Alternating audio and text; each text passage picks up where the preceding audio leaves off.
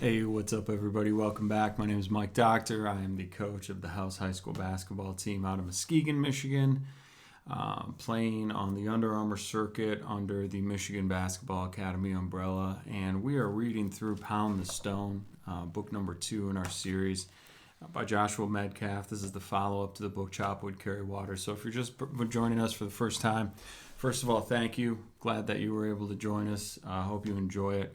Feel free to watch the rest of this book, but also I'd encourage you to go back and listen to that book as well, because that book is really the foundation that this book is based on. So we're getting towards the end of our journey here.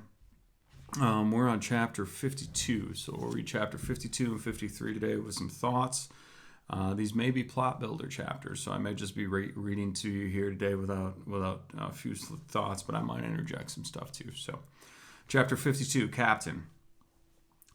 When he finally made it home, Jason slept for almost 2 days straight. He had never been more exhausted in his life, but he had also never been prouder or more focused.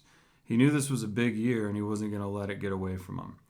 As he was out buying a new pair of jeans the day before school, Jason realized something really surprising. He had focused so intensely on work and practice that he barely even thought about Kaya all summer. It really surprised him. He had spent so much of the past 2 years thinking about her that to know he hadn't done it in a long time was kind of shocking. He thought about texting her but didn't. He was certain their paths would cross at school again soon enough anyway. And he was right. The next day, there she was in his government class. He was worried it might be awkward, but she gave him a beautiful smile. "Saving me a seat, stranger?" After class, they caught up, and Jason quickly noticed she seemed really happy and more like herself. She had spent the summer working as an intern at SpaceX in California, and she really loved every minute of it. She rattled on, and by the time they'd reached Jason's next class, she stopped herself. "I'm sorry, I didn't even get to ask how your summer was. Want to grab some coffee or something soon? I was so rude, so I'm buying." "Sure," Jason nodded. "As long as it's cool with Trey." Kaya shook her head. "Don't worry about that. We're not together anymore." "Really?" Jason tried not to sound too excited. That's too bad." "No, it's not, and you know it." She smiled and her eyes twinkled a little at him. "See you tomorrow." Jason couldn't stop smiling for the rest of the day. For once, it looked like there might be a chance with Kaya. Jason knew from experience that the slight edge principle of building habits was a double-edged sword. The path to mastery meant doing things that were easy to do, but also easier not to do. He didn't want to waste the process he'd gotten used to over the summer, and starting the first week of school, he kept it going. He showed up at 6 a.m. to the gym and got his conditioning in before the day began. The same focus and edge he felt in kick-starting the day like that was the same for school too. At least it helped him pay more attention in class for the first half of the day, which had always been a problem. Jason knew that his training had been slowly paying off over the summer, but it didn't quite hit him until he played his first scrimmage against his own teammates. These were guys he had played with for years, and while he was more athletically gifted than many of them, his lack of technical ability and refusal to practice had always evened it out a lot.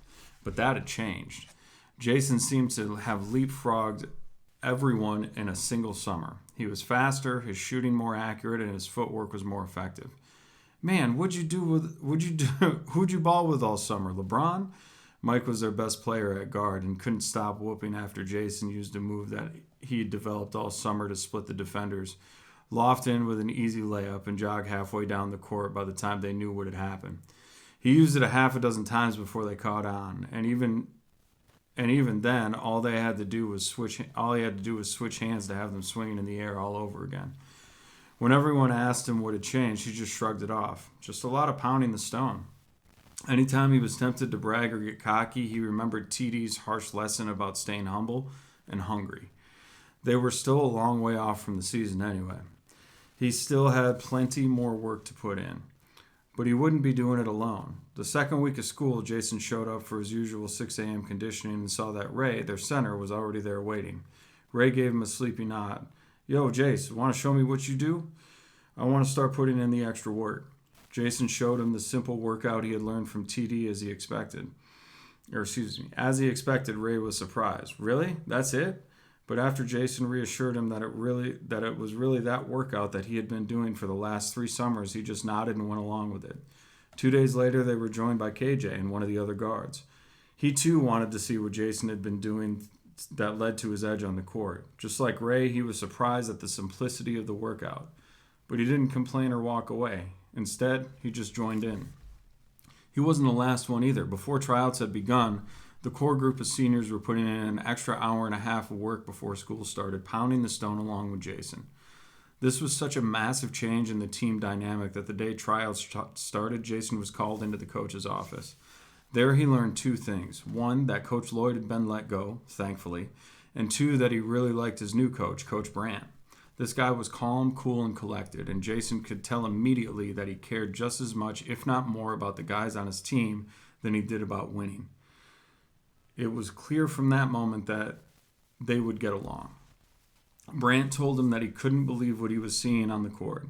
Is this the same team I've read about? I was under the impression that things weren't going well last season. They weren't, Jason admitted, but things are a little different now. Just watch. As tryouts progressed, his words proved true. It was obvious that all of them that this wasn't going to be just any season. Something had clicked into place. Many of the seniors have been playing together for almost a decade now, and after the confusion and disappointment of last season with a bad coach, there was a maturity there that was missing before. The core group of the team had been through fire together with losing Travis, and Jason's transformation truly inspired many of them. They were focused and dedicated in a way that not many teams their age were, and it showed. Before the season began, it was no surprise to anyone that Jason was unanimously chosen as captain for the squad that year. Jason was honored, but he knew that it wouldn't change anything. Above all, he and the team had to focus on one thing and one thing only this year, and that was pounding the stone. All right, one quick thing that I'll mention, and then we'll read on to the next chapter. The little things done consistently are what gets you the payoff that you're looking for. I mentioned the slight edge principles. The Slight Edge is a book it's a fantastic book. I just actually finished it within the last week or two. It's really, really a good book. It's a little bit more advanced than these in terms of some of the stories and concepts. It's a little bit more dry. Doesn't have a plot like a lot of these things does, but it talks about a lot of really important truths. And the number one truth is that slight edge things, the things that give people the little bit of the edge over everybody else, are super simple to do. They're super simple. It's easy things. It's staying persistent and staying consistent and making small little decisions that are compounded over time that will ultimately lead to amazing results. I just did a post on Instagram recently that talked about if you want to get better every single day, if you want to be better over the course of the year by a tune of 37 times, you want to get 37 times better than you are right now today. The only thing you have to do is get 1% better every single day. 1% better every day compounded equals a 3,700% return on your initial investment.